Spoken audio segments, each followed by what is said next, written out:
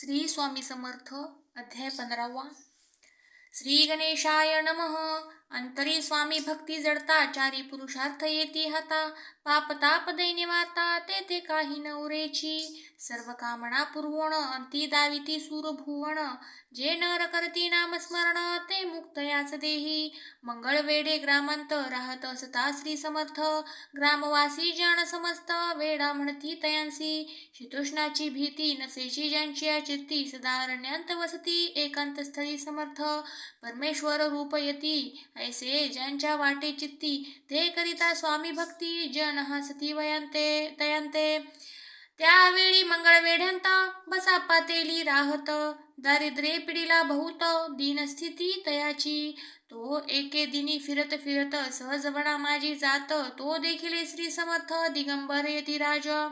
कंटक शय्या करोण तीवर केले शयन, ऐसे नवल देखोण लोटांगण घालितसे। अष्टभावे दाटोनी माथा ठेवी श्रीचरणी, म्हणे कृपा कटाक्षे करोनी दासाकडे पहावे। स्वामी चरणांचा स्पर्श होता ज्ञानी झाला तो तत्वता, कर जोडून या स्तविता झाला बहुत प्रकारे। पाहून या प्रेमळ भक्ती अंतरी संतोषले येती, वरदहस्त ठेविती तत्काळ मस्तकी तयाचे। बसाप्पाचे श्रीचरणी जण मन जडले तय पासोनी, राहू लागला निशिदिनी स्वामी सन्निधानंदे। मग बसाप्पाची कांता ऐकुनी ऐशी वार्ता, करी तसे या कांता म्हणे घर बुडाले।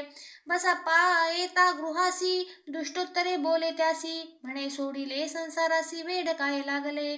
परी बसाप्पाचे चित्त स्वामी चरणी आसक्त, जनापवादान भीत नसे चाड कोणाची। एके दिवशी अरण्यांत बसाप्पा स्वामी सेवा करीत, तव झाली असे रात घोर तम दाटले।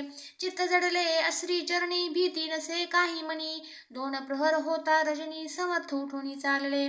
पुढे जाता समर्थ बसाप्पा मागे चालत, प्रवेशले घोर अरण्यांत क्रूर श्वापदे ओरडती। परी बसाप्पाचे चित्ती न वाटे काही भीती, स्वामी चरणी जडली वृत्ती देह भान नसेची। तो समर्थे केले नवल, प्रगट झाले असंख्य व्याल, भूभाग व्यापिला सकळ तेज अग्नी समान।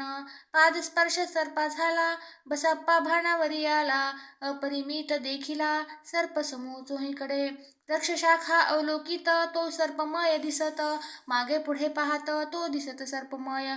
पाहून यायशी परी भयभीत झाला अंतरी, तो तयांसी मधुरोत्तरी समर्थ काय बोलले। भिवू नको या समयी जितुके पाहिजे तितुके घेई, न करी अनुमान काही दैव तुझे उदेले। ऐसे बोलता समर्थ बसाप्पा भय सोडून त्वरित, करी घेऊन अंगवस्त्र टाकीत एका सर्पावरी।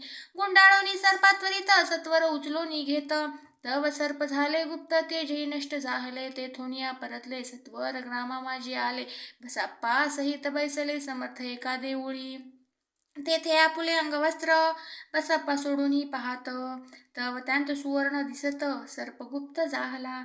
ऐसे नवल देखुनी चकित झाला अंतकरणी, माथा ठेवी स्वामी चरणी प्रेमाश्रू नयनी वाहती। त्यासी बोलती यतीश्वर, घरी जावेत वा सत्वर सुखे करावा संसार, दारा पुत्रा पोषिजे। असो तो बसाप्पा भक्त संसार सुख उपभोगीत, रात्रंदिन श्री स्वामी समर्थ मंत्र जपे अत्यादरे। इति श्री स्वामी चरित्र सारामृत नाना प्राकृत कथा संमत सदा भाविक परिसोत पंचदशोऽध्याय गोडहा। श्री स्वामी चरणार्पणमस्तु। श्रीरस्तु शुभं भवतु।